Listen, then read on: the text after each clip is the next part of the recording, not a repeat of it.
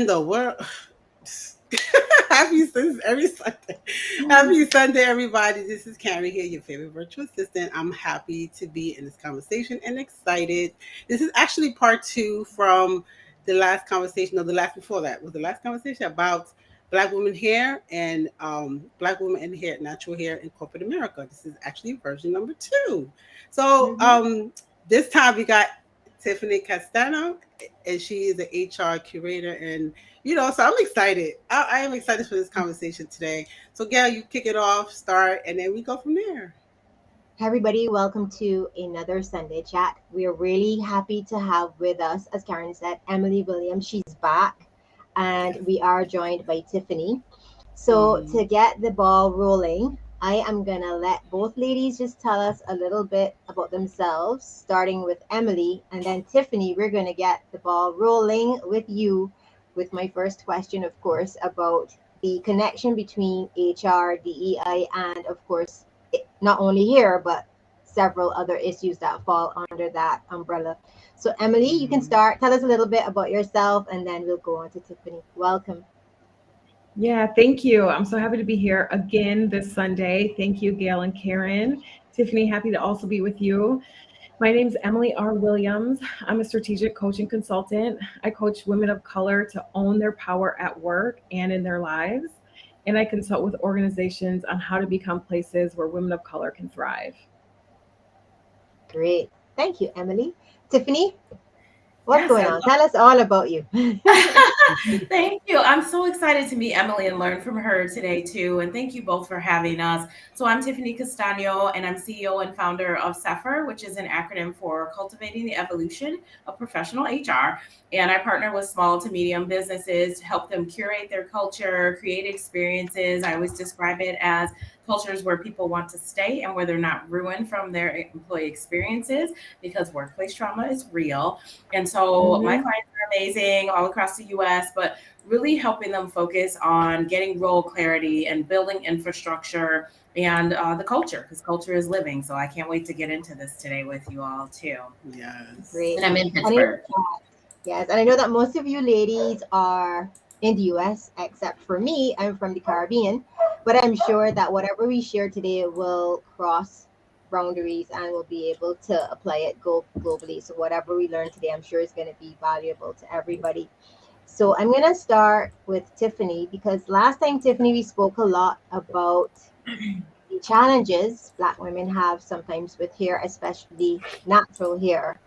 And we wanted to find out how does HR manage something like that? Like, what's the real role of HR? Because I know a lot of people view HR as the representation of the company only and not really representative of staff.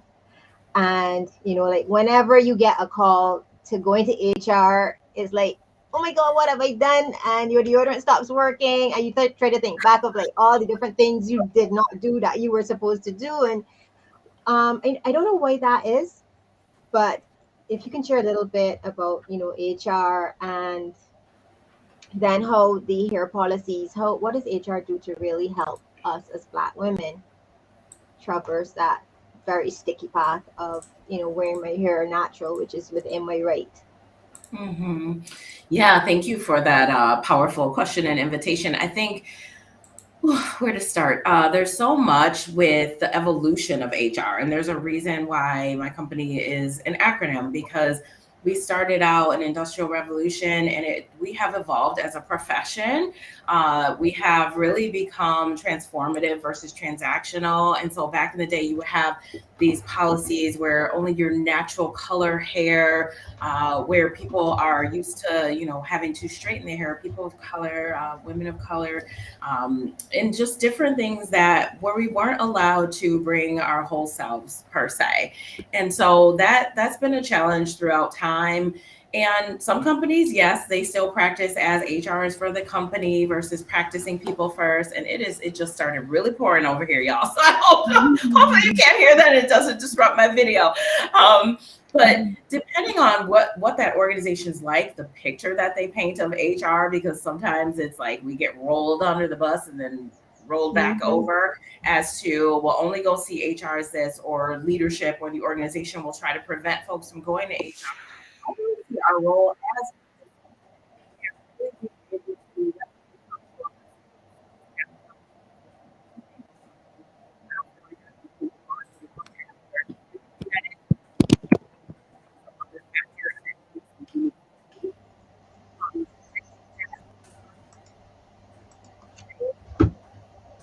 their policies. A lot of my clients ask me to look at them for that purpose.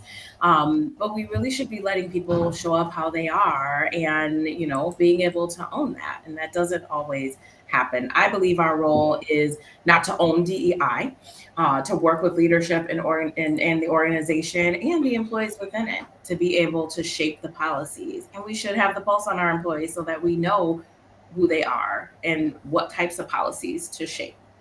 And those have to change over time too, and some companies get stuck. Yeah, that's a good one. Yeah, that's also I know that HR's training has changed from, let's say, 10 years, even 5 years ago to now, right? So how important would you say it is now HR personnel to have either training or some kind of skill knowledge of DEI?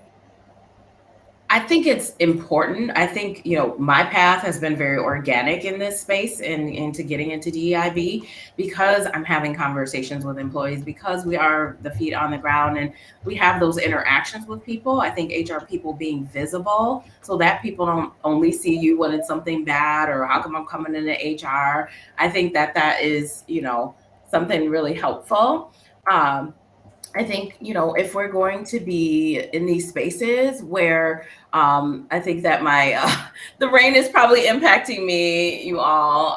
I think if we're going to be in spaces where we are in responsibility for folks, that it's really, really important that we are, giving that attention over, and that we're allowing folks to not just putting that in the HR bucket, but then allowing people to also be in a space where they can share, and share their experiences and feelings. So Yeah. yeah, I I think think that's a really great answer. So, I'm going to go over to Emily now. And Emily, this is not a question that we had for you before. I now have it for you. Was there a specific HR experience for you as a Black woman that made you decide to travel the path that you're traveling, based especially on what Tiffany just said? Because sometimes things happen to us. I mean, I have HR stories that I will not share with you today, but they tend to color us and flavor us and turn us into who we are today. And then we try to help others because we've walked the journey, and sometimes it's kind of painful.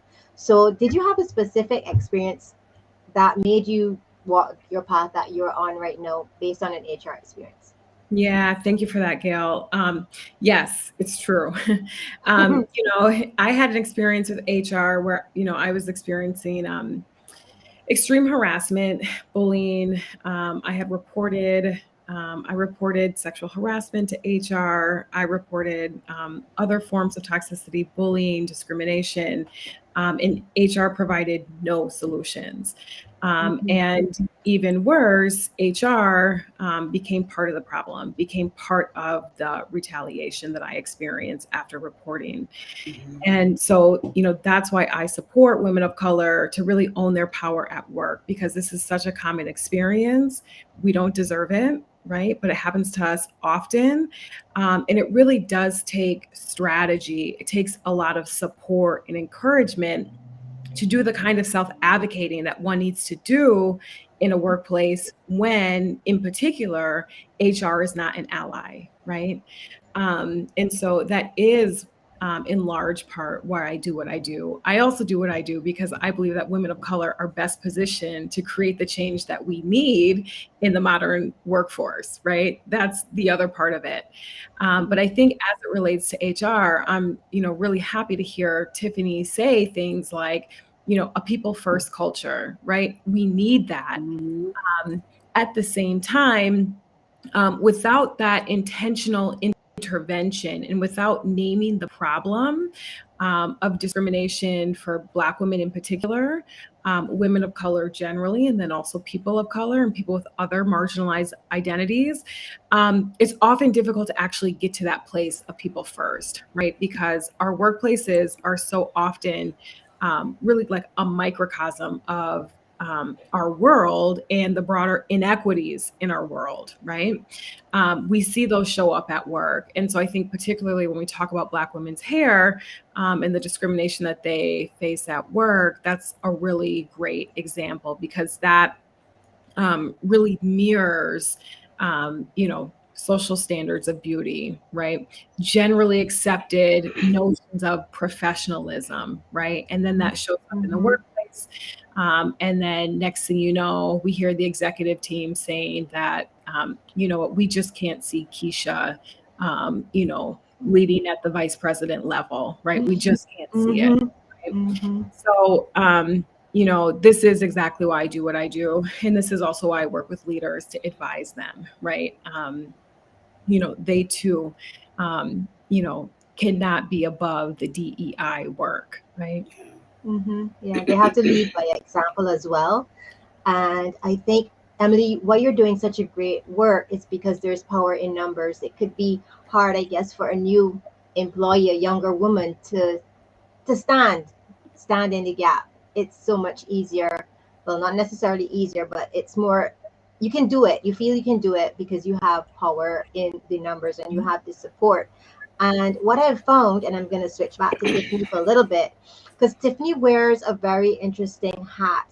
Yeah. She's not really an employee of a company. She's a consultant, and I find that companies tend to listen more to the HR consultant than to the person that they have on staff who's managing HR, even though they may be saying the same thing, doing the same thing, trying to get leaders to lead by example. And that's so very strange. I don't know, Tiffany, if you found that from a personal perspective. I have. I think that sorry, I got distracted.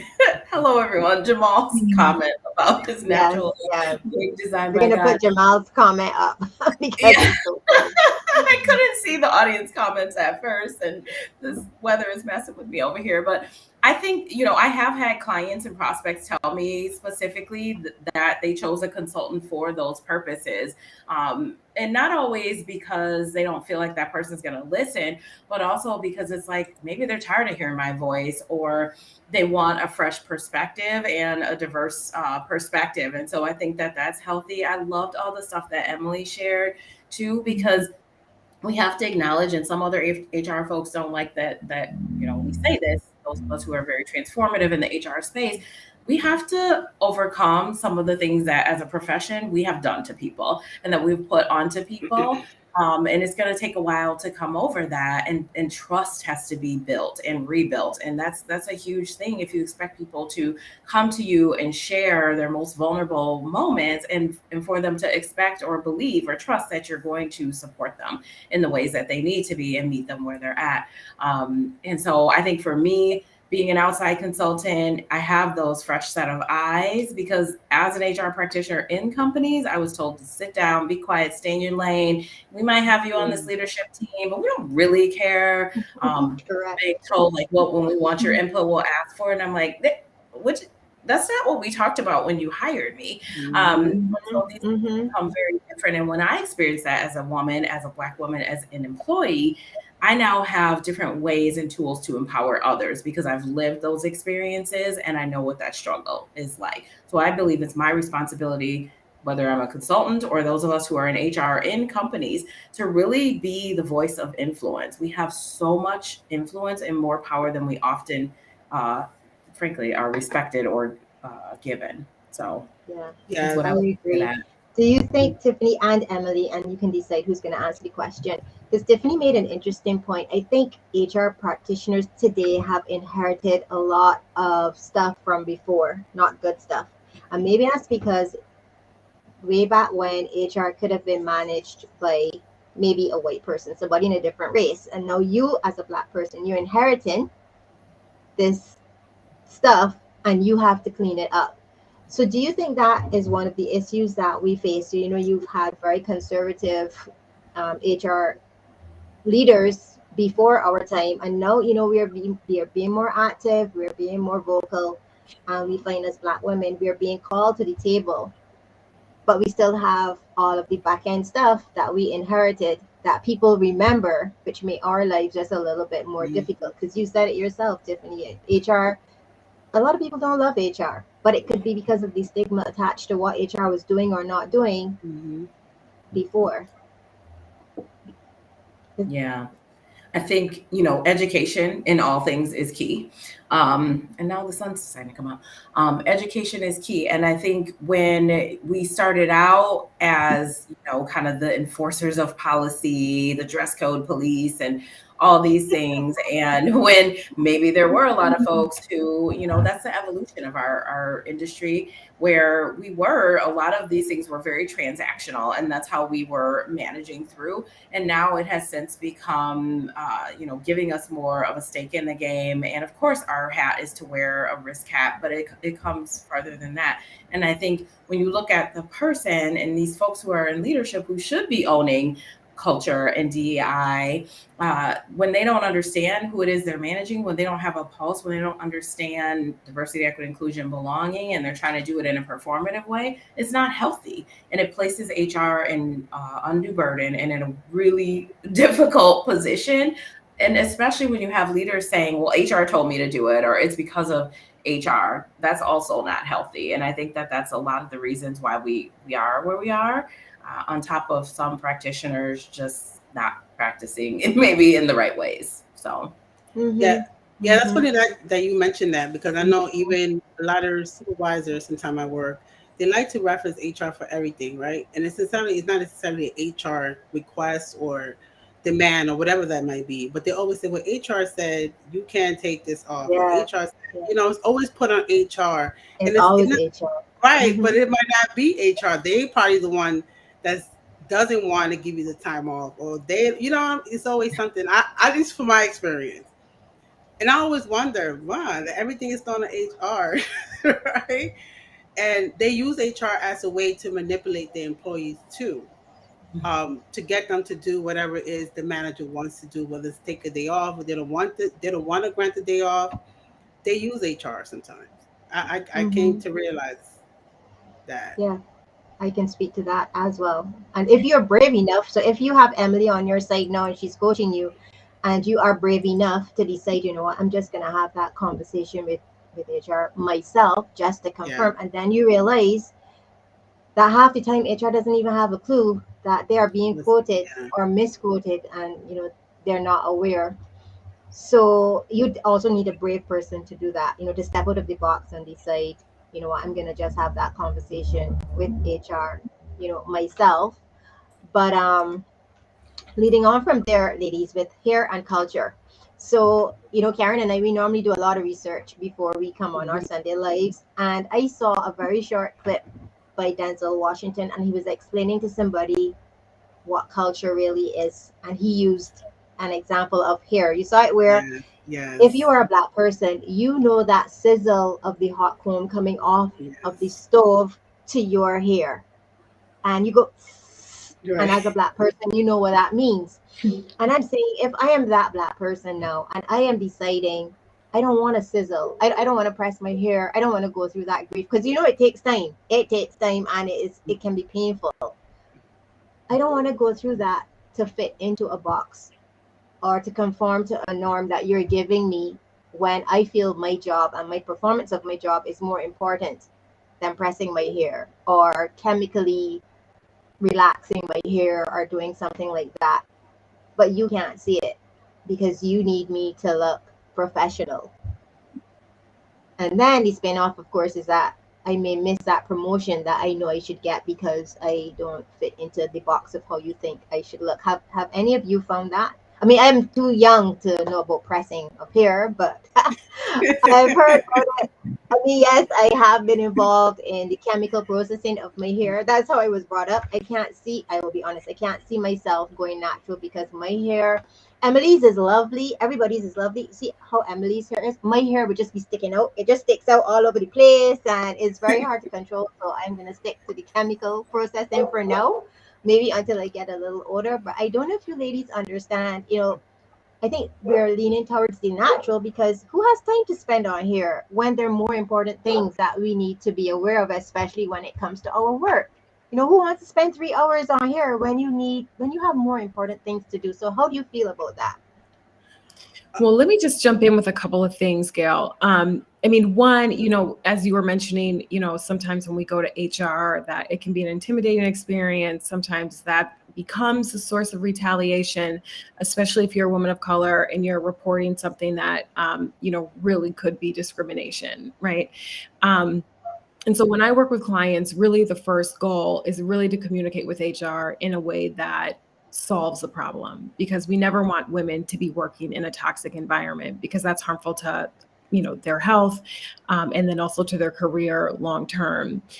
And then the second thing that I wanted to say is that when we think about culture, right? I mean, and we think about promotion and who we are as women of color when we step into a workplace and into a workplace culture. The job of a good leader is really to understand the values of everyone in a workplace and then integrate that into the culture so that it's reflected, right? Mm-hmm. And so for Mm-hmm. so long, the expectation has been that every single employee fit into that culture that's already existing, right? And I think Mm-hmm. one of the things that's been really exciting about seeing the way that, this new wave of emphasis on DEI, is that employees are really saying, and I think we see this a lot with Gen Z, is that they're saying, like, no, Mm-hmm. we need to be reflected in Yeah. this culture. This culture needs to accept us, and then we can contribute, and we'll contribute willingly, right? And I think that that's a really important shift that I'm happy to be seeing more examples of. And then as it relates to, um, uh, also, Gail, I just have to disagree that you are too. Did you say you're too young or too old to know Too about? young to know about. Okay, well, because my grandmother used to press my hair with a hot comb. Okay, so I know about it.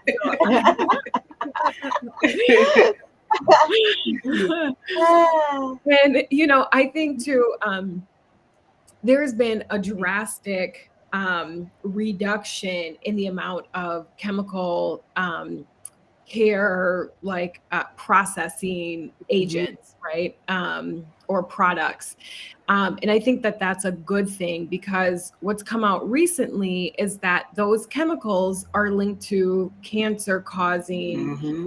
they're cancer causing chemicals, many of them, right? And so I think, yes, it's an issue about time and time management. Well, not time management, but how Yeah, do yeah. time equity, right? How are Mhm. we spending our time? Because this is also then becomes something that's related to our success at work in many instances, right? It's like, this is how it becomes a disparity, because not only do we have to have the degrees, not only do we have to show up at work and do very well, but then also, the expectation is that we alter our appearance such that we can show up and align in some ways with the status quo, right? Or at least not, Mhm. um, you know, Mhm. buck up against it, right? Because then we would be Right. seen as difficult, right? We'd be Yeah. seen Yeah, as oppositional, not a team player, right? All those things. So then here it mhm. is. We have to spend extra time, working with our hair to make it something that it isn't naturally, right? And then that can also come with a host of other risks to our health and well-being. And so when you really get down to it and look at it, I mean, it really is, just another example of the way that traditional work cultures and the status quo of, professionalism in the modern workforce really is detrimental to Black women. Yeah, I think a lot of employees don't understand that process of just chemically processing your hair, because it is, and even before, at least for me, now I'm realizing how natural hair is being represented, right?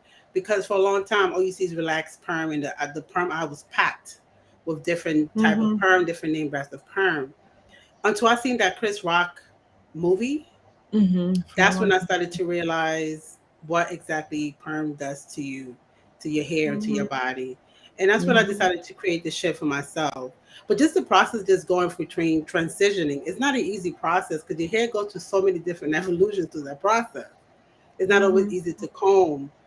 So you Yeah. have to find an Yeah. alternative. Everybody doesn't like wigs and everybody doesn't like weaves. Let's be for real. So you have to find an alternative that Right. fit into that culture. Right. Instead of just allowing your hair go through that process itself, because it will go through the process, but it takes a while before it actually gets there.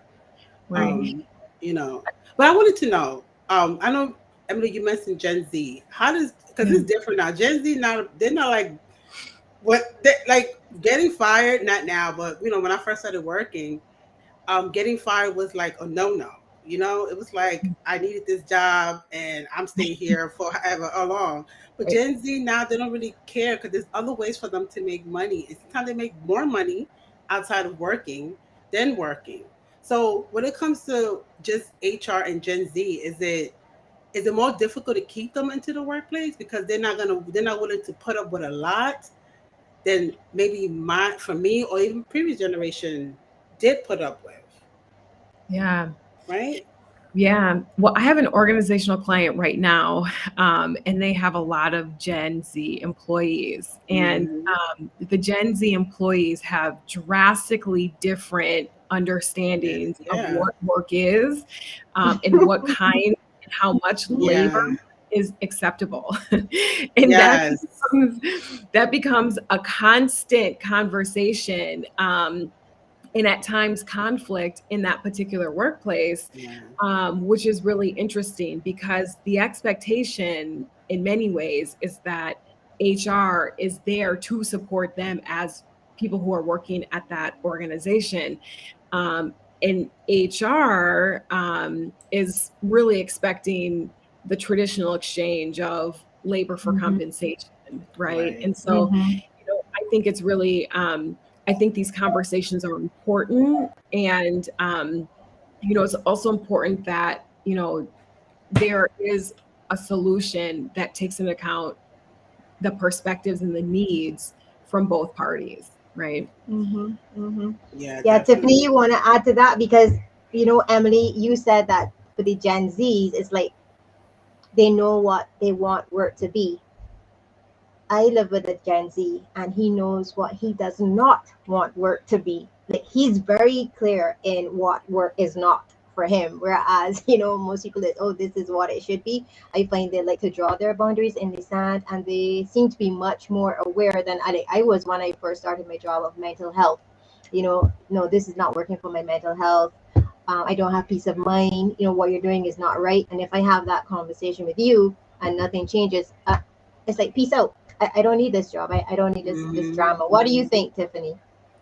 Yeah, I mean, I have clients where that's the most of the makeup of their employee population. And they will let you know, like, our mental health is important to us. How I identify is important to me. And if you can't do that, like, they're being very vocal that if you can't meet me where I am, then Mm-hmm. this isn't going to work. And there's so many, when we talked about earlier about the role of HR and who bears the responsibility of DEI, I also look at that as I'm a woman who's in perimenopause, and it is difficult. Your hair does different things, your body's doing weird stuff. You have to, I Mm-hmm. as an HR practitioner, have to be up in front of people all the time. You get hot flashes, you don't sleep well at night, your memory gets foggy. We all have different experiences, right? I got these grays coming in now because I'm 46. I'm seasoned, but there's just, when you look at your natural hair and all the things that we are, who we are, what makes us ourselves. And then you got people, I've had braids, I've had weave, and it's like, oh, your hair's so different today. Like, how did it get so long? Curiosity is healthy, right? But it's about teaching the workforce, educating, right? Like educating folks because you can trigger people. People have traumas. Yes. Don't know Mm-hmm. Mm-hmm. like what anybody's facing. And there's just so many microaggressions that we face too. And then you wonder why why there's absenteeism, why people are disengaged. Only 32% of folks in the workforce are engaged right now. And these are the things that people are met with. So I look at my role as, let me be a safe landing space for you. I am here to listen to you, to hear you, to hold empathy. And, I'm glad to see that this is a trend that's coming farther, but the microaggressions continue, and the trauma Mm-hmm. from people of different phases of life that you may be going through, or the insecurities that come when you face these microaggressions and you start reflecting on that inward, or like myself, the 2 depressions I've been through from a job because of the madness that you deal with at times. If we don't start meeting people where they're at, they're going to leave. And you shouldn't expect to retain people if you're not educating them, if you're not pouring into them. I was talking to my sister and my cute little niece this morning, and we were talking about, investment of, the employer into the employee and how Mhm. important that is. And I appreciate that she embraces what her sister does, so we can have these conversations and I can share my thoughts with her. And also having her be in a different generation than I am, to be able to get insights from her, like, what is your experience like? And what are you thinking? And I will tell you, it's very aligned with, like, oh no, that's not going to work for me. But I love Mm-hmm. that, to be self advocacy. Nobody else is going to advocate for you, even the amazing HR person I am. I can't do that for you. So that self love and Mm-hmm. all the things that Emily is pouring into her clients and the folks she works with are things that we need to be able to do for ourselves too. Mm-hmm. Yeah, I agree yeah, 100%. Yeah, I yeah. agree. No, that's true. Because I always find that recently, based on a conversation that I had with someone, and she got hired for a particular job, right? They had to interview. It was one particular job, and then when she gets there, it's a whole different situation. It seems like a lot of they do that a lot. Like they hire you for this, and then when you get the job, they want to throw you 10 different positions in one job. Mm-hmm. And it's like people don't want to, especially when you're a parent, when you have kids, you have to pick up your kids at a certain time. You have to, drop them off to school at a certain time.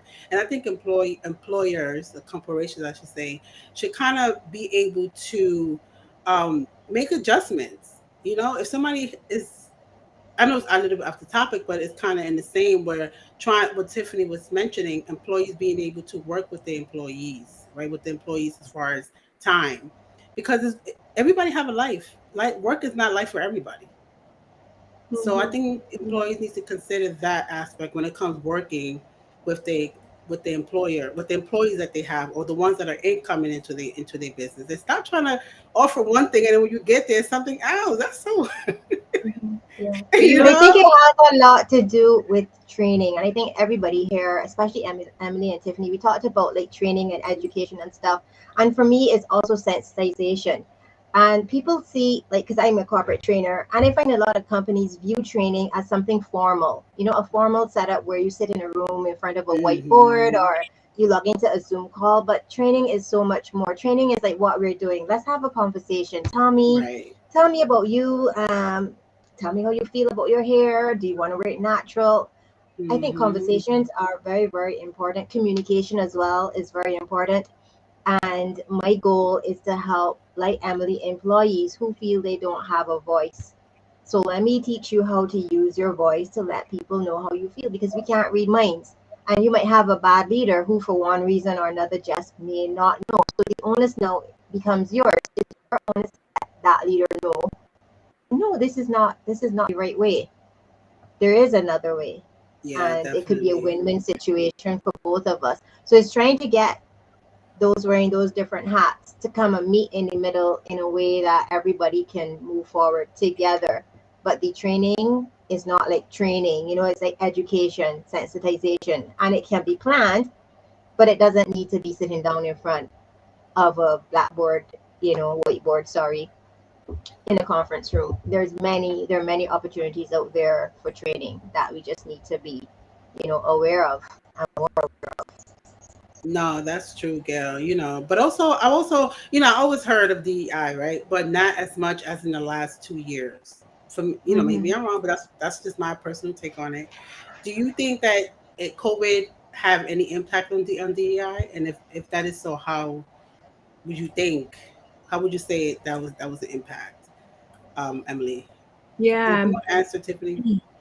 Yeah, I would say COVID was the secondary reason, right? The initial reason was George Floyd and the killing of George Floyd, and then the uprising afterwards, which, Mm-hmm. I think what COVID did for us in that time as a country is that people had so few distractions that you couldn't just ignore another police killing of a Black person, right? Mm-hmm. And that there was, mass uprisings, marches around the world actually in response to the killing of George Floyd. But then on top of that, employees coming together and saying, listen, we're not going to accept that our employers have just simply ignored this and then expect us to just show up 9 to 5 or 9 to 7, working as though we didn't just witness, another incident of serious trauma, on a national scale. And then we're just going to show up to work as though it didn't happen and as though we're not impacted. And I think that that's been a long time coming. When we look at the BLM movement and other movements, right, that have been raising awareness about police brutality and police killings of Black people. And for a long time, I mean, over the last, 5 to 10 years, um, you know, corporate social responsibility, positive social impact, the morals and ethics of companies and of organizations has only become more and more important to people. And so I think that we saw all of that come together in the last 2 years. I think that that has really coalesced into an increased emphasis on diversity, equity, and inclusion, particularly over the last 2 years. Yeah, that's for sure. It definitely has changed. What do you think, Tiffany?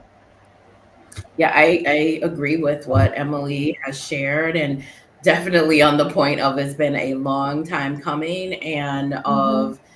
of folks not being able to just you can't just show up to work and act like everything is quote unquote normal after something Mm-hmm. like that happens. Push those agendas and your egos aside, because there's nobody is going to function at their peak performance anyway, and you're doing more harm than good, really, by trying to force that. And I think it was Emily before too, but somebody said about these boxes that we try to force people in. Maybe it was Karen, but that's boxes are not, they're for cereal, not people. And I think that we cannot, or as my friend's daughter says, labels are for jars, not people, because I'm we're gonna all, use that.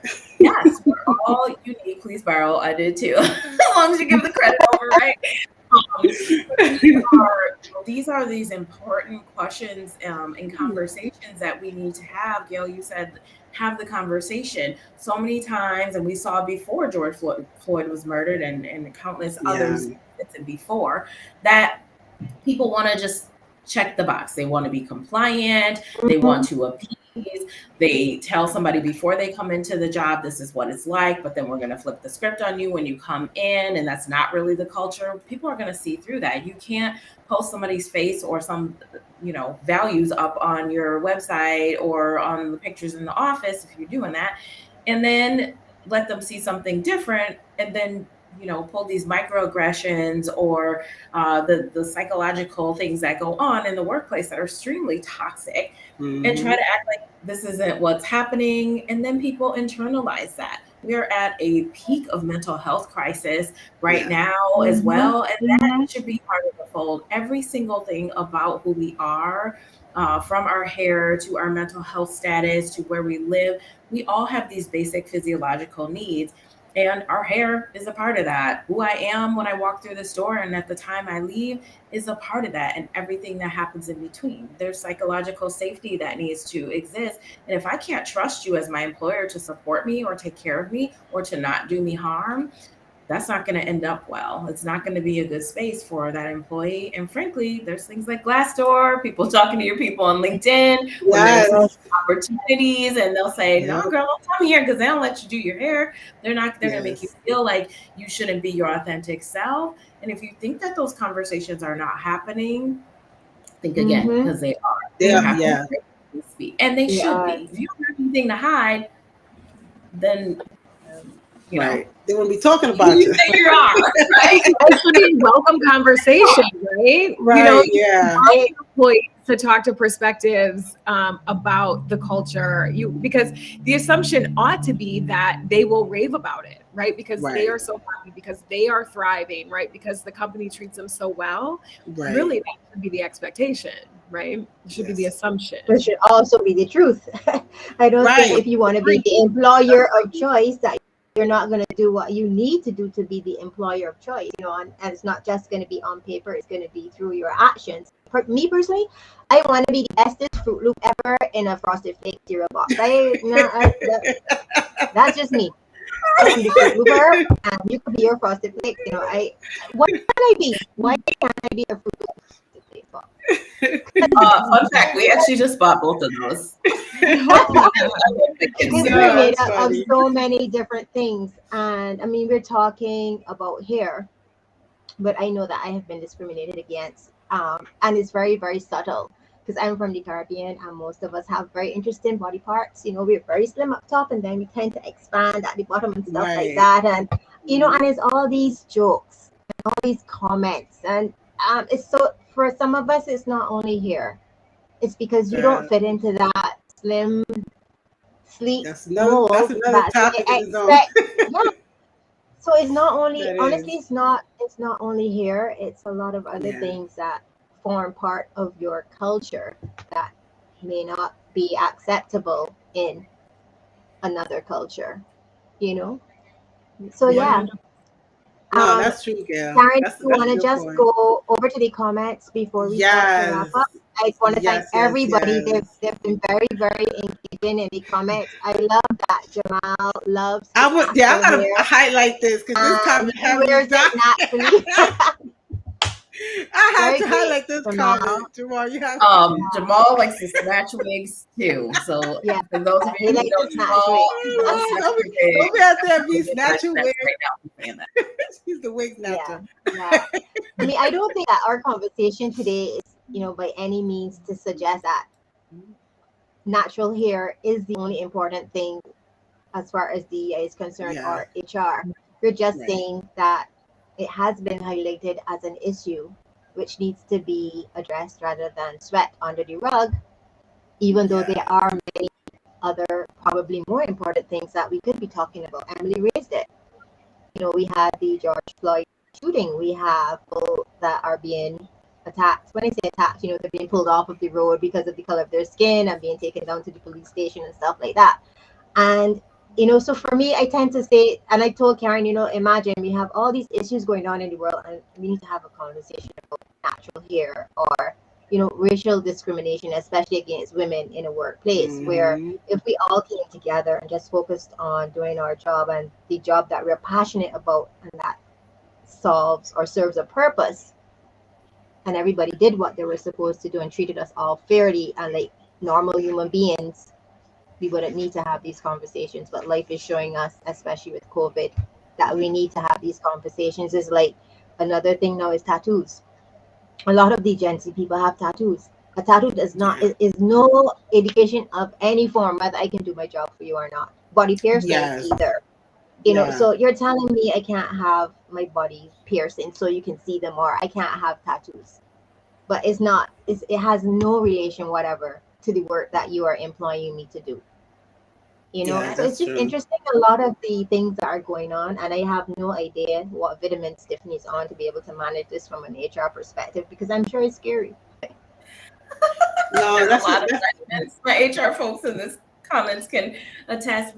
But you talk about DIB and COVID and its impacts and HR, like our HR folks are burned out. We are not the only folks. I understand that, but we've been having to navigate all this, plus everybody else's trauma that they're coming, plus trying to support them, plus trying to, support where we are. Even as a consultant, I feel these things because I have to navigate COVID still. I have all these different clients with different policies, and I have my own beliefs about masking or not masking, or all the various things that come down. And so trying to even keep up with that is a lot.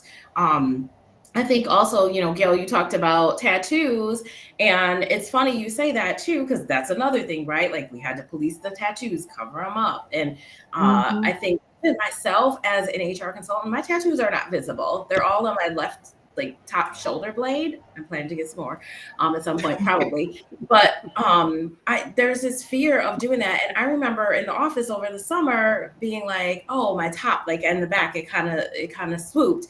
And also I got in trouble from my grandmother when she found out I got them. And so I had that, but I was like, they're showing. And it's like you have, because we are so traumatized by these pieces that, come in the workplace. So I just wanted to touch on that. It's like, again, when you think about DEIB, it's broad. It's everything that makes the person. And I don't perform my job any less better if I have 0 tattoos or 7 tattoos Right. or any of that. So I just wanted to throw that in there quickly. Mm-hmm. That's Yes, very yes, yes. important. I agree. That's This is a great. good question, and I do want to ask this question here because I think it's a question for both of you, for Tiffany and for Emily.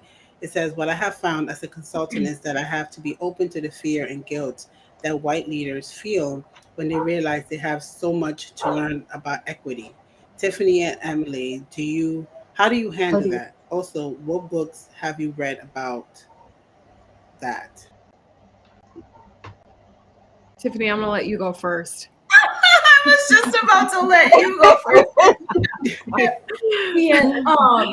So yeah, consultants do sit in this interesting space because we're not employees of the company. And I think being open-minded is key to anything, right? But there is a lot of fear and guilt. I think that, it depends on the organization. It depends on the leader. It depends on how willing to set aside those egos they are. It depends on how educated they are about what equity means, because a lot of people still believe that equality and equity are the same thing, and they're not. I need Mhm. something different than my colleague over here. And so many people try to Mm-hmm. stick us in the same boxes.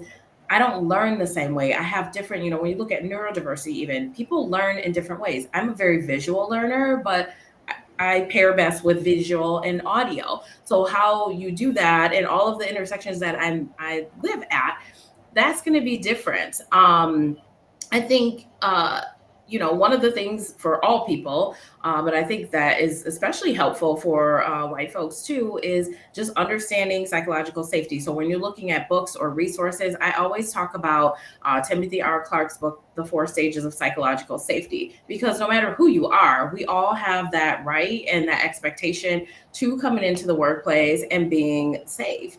And so I think that, those are some of the things that I would recommend in terms of folks, kind of getting on board with this. But you also have to, there's a cognitive dissonance that happens, and there's privilege. So you have to recognize that every single one of us sits at a place of bias.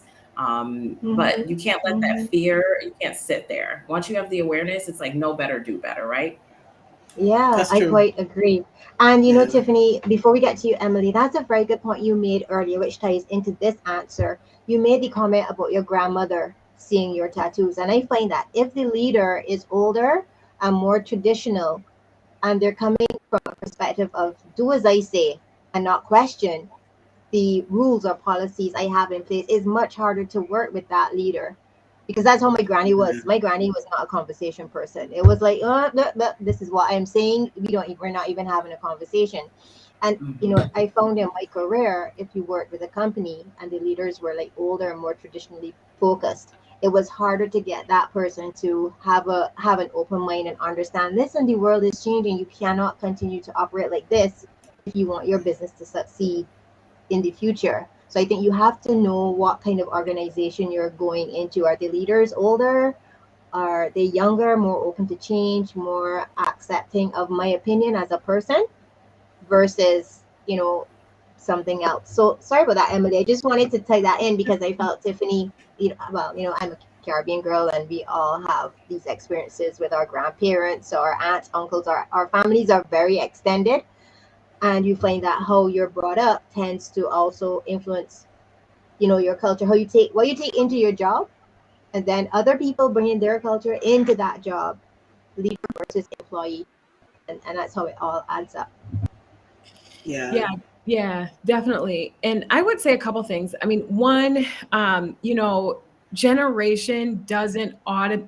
Here's what generation doesn't do, right? Generation doesn't solve bias, right? Gen Z have racial and gender bias.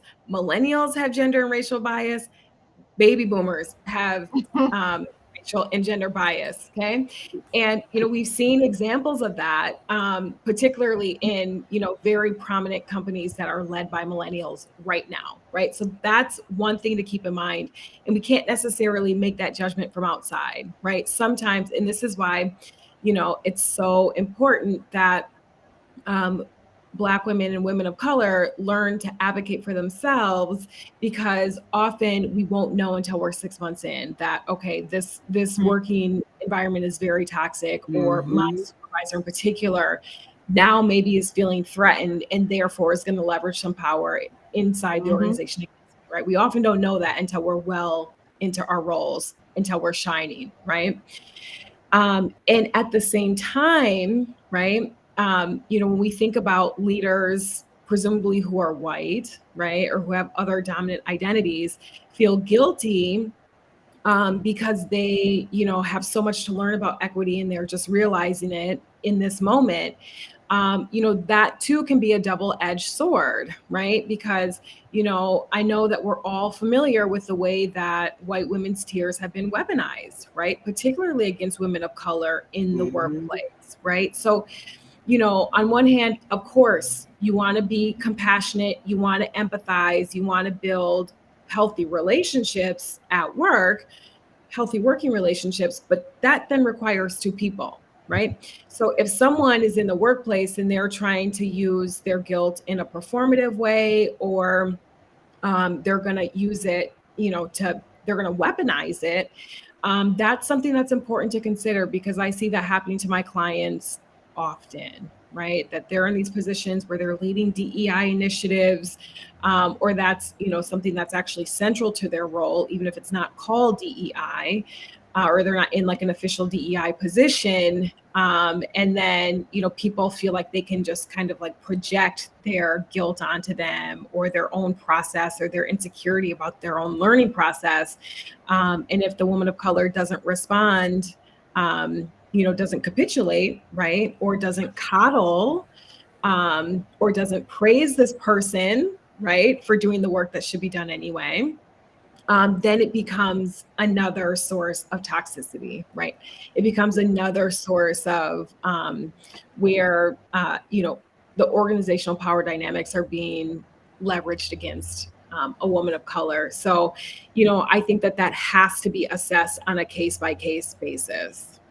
Yeah. Mm-hmm. No, And I that's think we true. have to manage our expectations as well Station. going Mm-hmm. into the job, because it's not until you get into the job, as Emily said, maybe 6 months in, that you realize really what's happening, because you could have been a tick on a box.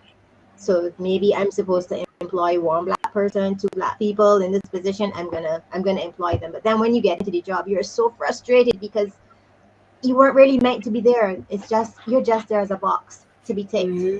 not really to have a substantive role where your opinion matters, your contribution to the company matters. You're just a box. But you really wouldn't know that until you're, 6 months or so into the job. And then that's when you call Emily and you make a decision, because you're going to need support. You're going to need the support. Right. Right. Yeah. Make So Yeah. if from I'm the an angle of employee, I'm going to When- call Emily. If I'm a leader, I should call Tiffany. If you need right. training, you should call Gail. If you need a virtual Yeah. assistant, you should call Gavin. We can take all those Well boxes.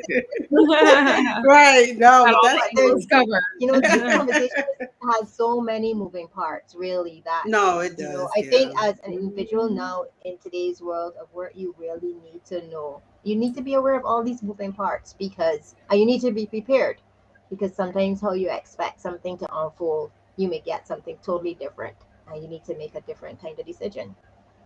Some Yeah. stuff is That's totally out of your control. no, that's true, Gail. But I think companies and employees sometimes too need to be culture intelligent, right? Because you work with different people from different backgrounds, and certain cultures, certain things are rude, like looking people in the eye.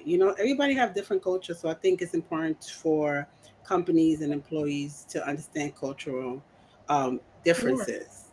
yeah, Because and that's changes and that's what's happening important. now Yeah. because the culture before may not have been tattoos, for example, or body piercings, Hmm. but that is the culture now. So you still need to embrace change because change is constant. It's constant, Yeah. Yeah. and we're So always evolving as people. that is true. But I'm gonna put this last comment because I think it's interesting before we close. And if you guys want to comment on it, please do. So here we go. It's deeper than changing the texture and style of your hair. It's Jews' identity crisis that women, especially those whose ancestors have been through slavery, has an element of deep-seated self-hate. Your original structure internally it's just not okay with you. See, I can't see the rest of the message. Hold on, I gotta get off of it to read the rest of the message. I'm sorry, Hmm. because it doesn't allow you to read the whole thing. Yeah. All right, so where is that? See the hate. You Your know, original structure internally is just not. It's just not okay with you, and also with the world outside. That's a mental shift and awareness that we have to learn to love ourselves. And when that happens, you release the trigger to traumas. So, what do you guys? Any comments? well, I think what this person is also talking about is, when women talk about going from, chemically processed hair to natural, why it's called Hmm. a journey, right? Because, Right. as we're, growing our hair, I had to cut my hair very short, right? After I graduated from college. And it was a journey. And it wasn't only a journey for my hair, but it was also like a self-love journey, right? Yeah. Because in those moments when you know that you are rejecting the dominant standards of beauty, and often, like, we have pressure from our family, right, that our hair Hmm. should be a certain way. If you have long hair, that it should keep growing, right? And so, Hmm. Hmm. when you cut that or you go natural, right, that also creates a lot of feelings for our family members, which is also part of the pressure often. But in that journey, right, of saying, okay, well, I'm prioritizing what's best for me, what's healthiest for my hair, right, that also implicit in that is self-love, right? And that's like such a journey. And I think that that's also what this person is talking about. You know, when we have descendants, when our family member, when we do descend from, people who were held captive as slaves, right? Hmm. We have internalized that, and that also, that's a generational process, right? So, Hmm. I really respect that they mentioned that it is also an identity crisis, right? Yeah. And I think that this too is another disparity, right? That's like related to work. We have to like be making these decisions. Okay, well, are we going to show up as who we are naturally, right? Knowing that that too is in and of itself a process to get to that place. um, or are we going to kind of go this other route, which in many ways can be safer, right, can feel better for a lot of reasons, and there's no judgment, depending on whatever way anybody chooses. But it's a real dilemma that Black women have to face, right, which is also a disparity.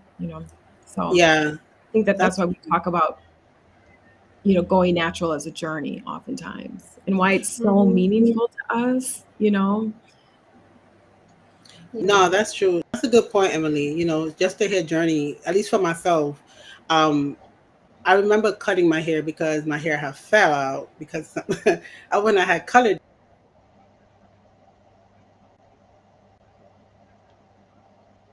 Oh, Karen is gone For the moment, frozen. for the moment, frozen. Well, I can tell you. I mean, I thought Emily captured that feeling of when you do something to your hair. She said it very The nicely. For me, shortness when of my I hair. cut all of my hair off, it was like, are you crazy? Like, what were you Hmm. thinking? Like, were you drinking? Were you? There is no positive when somebody thinks that you are supposed to fit into the box, and especially with Hmm. your. I keep going back to my granny. There are things you're supposed to do, things you're supposed to say. There is a way you're supposed to be. Your hair is supposed to be long.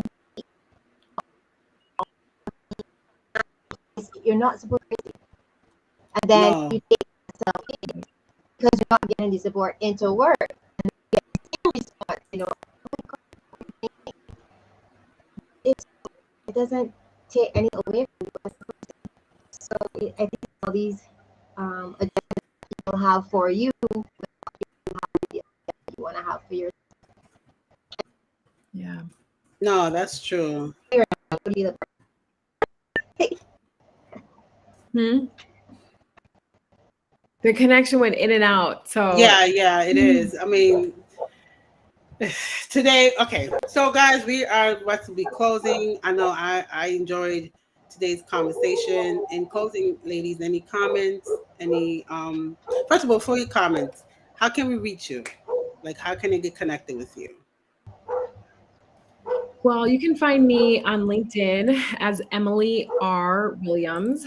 And then you can also find me on Instagram at Hey Emily Raquel.